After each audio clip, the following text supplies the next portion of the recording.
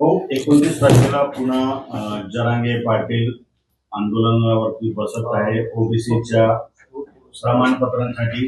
एकंदरीत कसं बघता या पुन्हा जरांगेच्या आंदोलनाकडे? तुम्ही ओबीसी नेते आहात आणि तुम्ही सत्तामध्ये आहात, काय सांगाल एकंदरीत?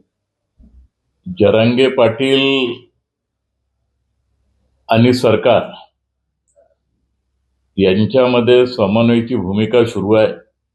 महाराष्ट्र सरकारचे बी अनेक मंत्री त्यांच्यासोबत चर्चा करत आहे आणि सगळ्यालाच अपेक्षा आहे का 29 तारखेला होणारा धरणा हा स्थगित व्हावा आणि शासन आणि जरांगेजी यांच्यामध्ये मध्यस्थता करून याचा मार्ग निघावा, अशा प्रकारची सगळ्याची भावना आहे. हो, आज वडेट्टीवारने एक आरोप केलेला आहे की जेवढे मोठे मराठी नेता आहेत त्यांच्याकडे ओबीसीचं प्रमाणपत्र आहे, त्याच्यामध्ये सुप्रिया सुळेही आहे अशी ते बोललेले आहे. कसं बघता या सगळं? नाही, विजय वडेट्टीवार दरवेळेस आपली भूमिका बदलत राहतात.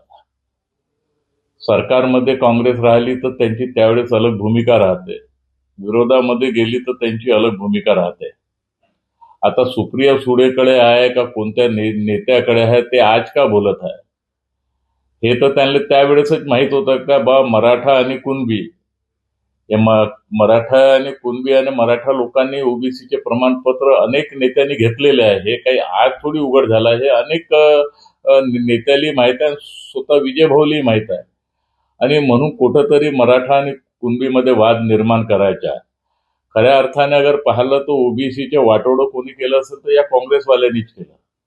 देवेंद्र फडणवीस साहेब जेव्हापासून मुख्यमंत्री झाले त्यावेळेस पासून लगातार ओबीसीच्या संदर्भात त्यांनी अनेक निर्णय घेतले.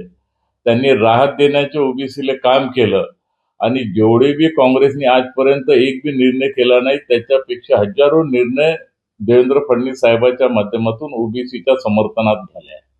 आणि म्हणून विजय वडेट्टीवारले आज त्यांना जाग आलाय आणि ते त्यांची भूमिका हे काही स्पष्ट भूमिका राहत नाही.